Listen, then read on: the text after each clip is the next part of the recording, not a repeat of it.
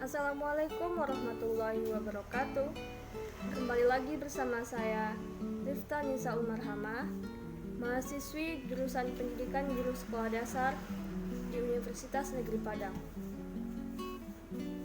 Pada video kali ini masih membahas materi tentang mata kuliah pengantar kewirausahaan, dan topik yang akan kita bahas pada kesempatan kali ini adalah wirausaha di era revolusi industri 4.0. Wirausaha di era revolusi industri 4.0 merupakan kewirausahaan dalam kebijakan revolusi industri 4.0. Revolusi industri 4.0 merupakan suatu transformasi yang terkait dengan kebijakan ekonomi di era revolusi industri 4.0, sehingga setiap orang diharuskan beradaptasi dalam konteks aliran revolusi industri 4.0. Revolusi industri 4.0 erat kaitannya dengan teknologi. Sebagaimana salah satu paradigma berpikir dari seorang wirausaha, yaitu usaha maksimal, kerja keras, dan tidak kenal lelah. Revolusi industri 4.0 tidak hanya memberikan tantangan di bidang ekonomi, namun juga memberikan tantangan industri yang menuntut transformasi atau perubahan arah ekonomi secara menyeluruh. Tantangan lainnya yaitu bagaimana industri yang masih bekerja secara konvensional agar dapat beradaptasi dengan revolusi industri 4.0. Faktanya, masih banyak bidang industri di Indonesia yang masih belum beralih ke revolusi industri 4.0 dengan segala digitalisasiannya. Misalnya, di bidang pertanian, masih banyak para petani yang bekerja bisa dikatakan secara konvensional, sehingga kita jauh tertinggal dari bangsa-bangsa lain. Contoh dari revolusi industri 4.0 adalah otomatisasi.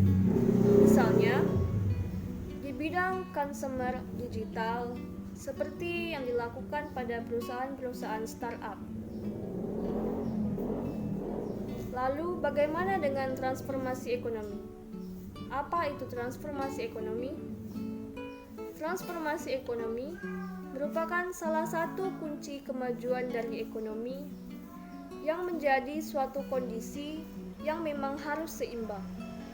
Contohnya, strategi kebijakan pembangunan saat ini yang diarahkan pada supply side dan harus sejalan dengan demand side. Supply side diantaranya yaitu formasi agraria, pembangunan infrastruktur, peningkatan sumber daya manusia, dan bantuan sosial. Sedangkan demand side yaitu menjaga daya beli agar tetap stabil yang dilakukan melalui strategi-strategi pemerintahan yang berpihak kepada kepentingan masyarakat. Lalu, meningkatkan investasi dan meningkatkan ekspor. Transformasi kebijakan ekonomi biasanya berbasis sumber daya manusia, sekarang sudah harus berubah ke ekonomi berbasis nilai tambah dan jasa dengan dasar industri manufaktur serta jasa. Perubahan dialihkan dari cara berpikir, mengambil keputusan, mengambil kebijakan, sehingga diperlukan daya saing oleh dan dari sumber daya manusianya. Lalu, apa itu industri manufaktur dan apa itu industri jasa? Industri manufaktur merupakan industri yang memberikan kontribusi pada PDB yang menurun, di mana PDB itu sendiri merupakan singkatan dari produk domestik bruto yang merupakan indikator untuk mengukur perekonomian bangsa. Penyebabnya ialah teknologi yang masih rendah dan labor market yang belum efisien. Sehingga diperlukan revitalisasi industri manufaktur. Selanjutnya, industri jasa merupakan sektor jasa yang memiliki kontribusi pada PDB yang besar, namun memiliki defisit yang meningkat. Penyebabnya yaitu tenaga pekerja Indonesia yang masih berpendidikan rendah dan investasi yang sangat rendah, sehingga diperlukan penguatan di bidang sektor jasa. Selanjutnya, apa saja tantangan dan peluang atau faktor-faktor yang mempengaruhi transformasi ekonomi di era revolusi industri 4.0 ini? Di antaranya yaitu globalisasi, perkembangan teknologi, terutama teknologi digital, dan birokrasi demokrasi. Maka, dari ketiga faktor tersebut, kebijakan yang harus dibuat harus mengarah kepada kebijakan di bidang-bidang tertentu, seperti kebijakan di bidang infrastruktur, di bidang interfiskal, kebijakan di bidang perdagangan, lalu kebijakan di bidang perbaikan iklim usaha, serta kebijakan di bidang bantuan sosial.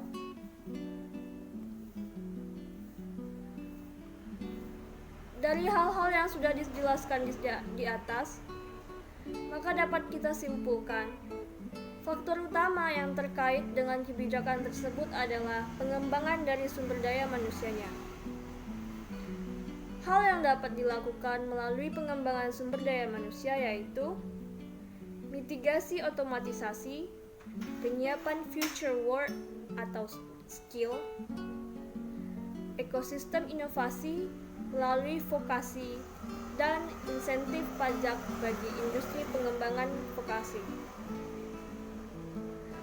Strategi perbaikan pendidikan vokasi dapat dilakukan melalui: pertama, melakukan reformasi terhadap lembaga pendidikan vokasi melalui kurikulum bersama industri, melakukan TOT pada guru dan dosen, mengembangkan berbagai standar kompetisi, menetapkan standar mekanisme terhadap akreditasi, membekukan sarana prasarana dengan industri, menentukan template permagangan, serta meningkatkan dana dan koordinasi. Selanjutnya yang akan kita bahas ialah jenis usaha yang cocok dan akan tetap hidup walau di era industri revolusi 4.0. Di antaranya yaitu industri di bidang makanan dan minuman, usaha di bidang tekstil dan busana, di bidang elektronik, otomotif, serta biokimia. Terakhir, yaitu kebijakan perdagangan di era revolusi industri 4.0. Kebijakan-kebijakan perdagangan yang dapat dilakukan di era revolusi industri 4.0 diantaranya yaitu mendorong pertumbuhan ekspor dan menekan impor dengan harapan menumbuhkan industri negeri, melakukan percepatan di bidang pariwisata, memberikan kemudahan dalam pelayanan ekspor, kemudahan dalam pembiayaan ekspor, serta kemudahan dalam pelayanan bagi UKM, dan meningkatkan PPh bagi barang impor. Mungkin sekian saja yang dapat saya sampaikan pada video kali ini. Semoga bermanfaat. Assalamualaikum warahmatullahi wabarakatuh.